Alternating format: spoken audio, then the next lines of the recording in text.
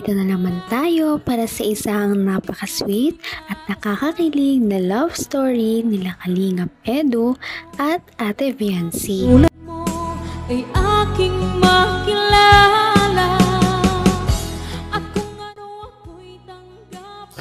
Para sa pagpapatuloy ng ating love story ay niyaya ni Kalingap Edu si Ate Viancy para sa isang romantic date sa tabing dagat. Nakakatuwa nga dahil medyo matagal silang hindi nagkita, kaya naman napagpasyahan ni Kalingap Edu na isama muna si Ate Viancy sa tabing dagat. At pagkatapos nito nga ay kakain din sila kasama ang ibang love team ng Kalingap team. Kaya naman dito ay nagkaroon sila ng marami na namang memories at maraming kilig moments.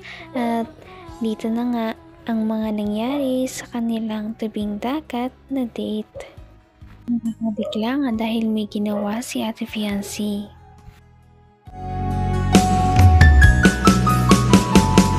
Ang nais ko lang Wala akong hawakan.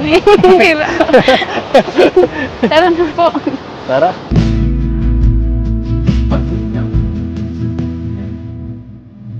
Ganda ng araw.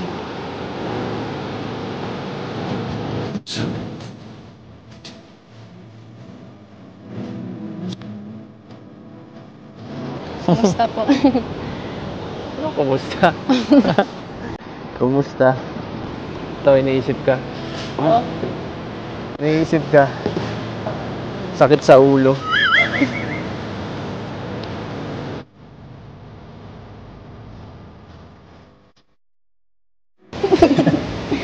Thank you po. Uy, Naman. tara. Magkwento ka. Cause we got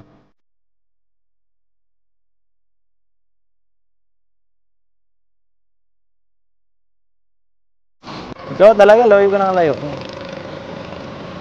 Paano kita maririnig, napakalayo mo? Hindi pa naman po. So, anong gusto mong pag-usapan?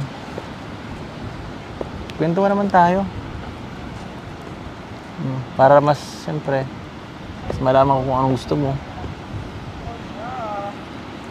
kung ano ako'y tanggap mo na hindi ka rin nag-aalilangan.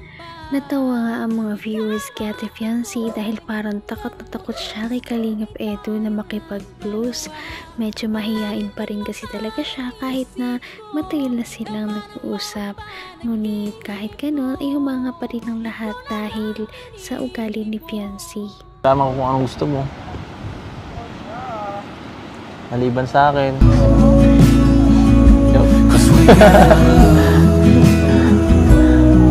Bahala ka. Kwentuhan tayo dito buong gabi. Hanggat di kita nakikilala ng mabuti. Si Viancy. Alam mo, masapin mo naman ako. Magpapabebe na ako. Bahala ka. Masapin mo ako. Hindi ako magsataram. Kamusta po ang pag-scout niyo? Pag-scout ko, yun lang na ano mo.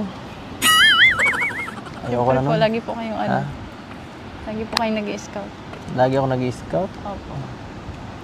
Paano mo alam yun? Nakikita ko po, lagi po kayong may upload. Like kung i-upload. Sa bagay, alam mo naman yun eh. Nakasama ka nun isang beses. Okay lang. Pero malungkot. Malungkot pag palaging ikaw lang. Mas masarap minsan kapag ka may kasama. Nakikita ko po, kasama niyo na po baga si ano? Hmm? Si Romel po. Ayoko nun. Gusto ko iba eh.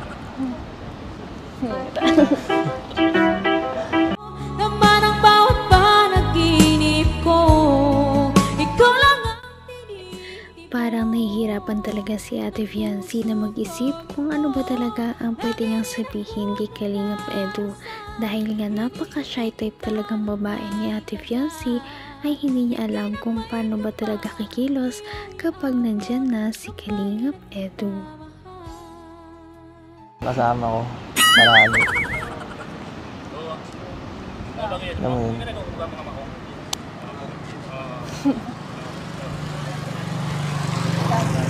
Pagod mo. Hi. Nakakapagod. Ano ba ang mga tipo mo? Po. Ano mga tipo mo sa lalaki para naman makapag malay mo, mahanapan kita. Hindi ko pa kailangan muna. Ano? Sa bagay. Okay na ako eh. Joke lang.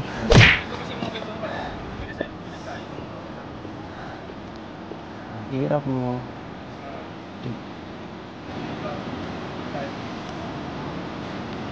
Hindi ko pa kailangan na ano. Hindi mo pa kailangan. Tama ka. Tinitest lang kita.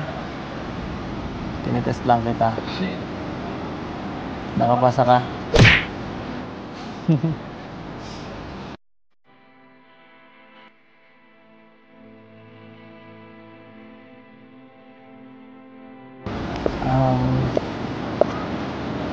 Nice eh.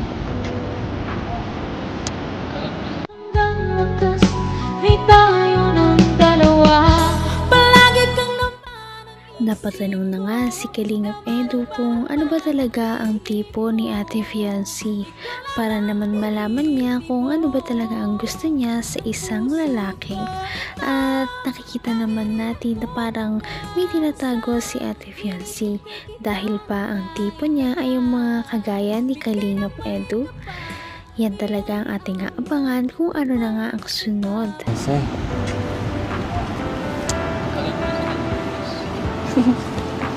No?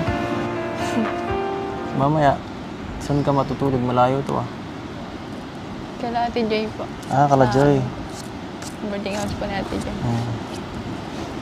Hindi ka naman nalulungkot doon. Doon naman po sila. Nakakaano yun eh. Makulit yun si Joy eh. Baka ma-out of place ka doon.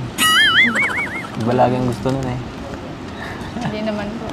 Hindi ka pati na-imig. Ako lang naman ang kaano mo eh. Ako lang na nakakausap mo ng ganito. Nakakausap ko naman po sila Ate Joy. Hindi. Pag naandun po kami. Pag naandun kayo? Hindi no. Mas madaldal ka ngayon. Bakit? Bakit mas madaldal ka ngayon? Dahil po sa inyo. Ano ba meron? Anong meron sa akin? Dandal niyo po eh. Mas relax ka sa akin. Mas nakaka-relax ka. Nakaka-relax ako kasama. Mas parang pares tayo ng ano. Napakatahimik talaga ni Ate Fiancee at yan din naman talaga ang nagustuhan sa kanya ng kanyang mga supporters dahil hindi siya yung tipo ng babae na sobrang daldal ngunit sakto lamang.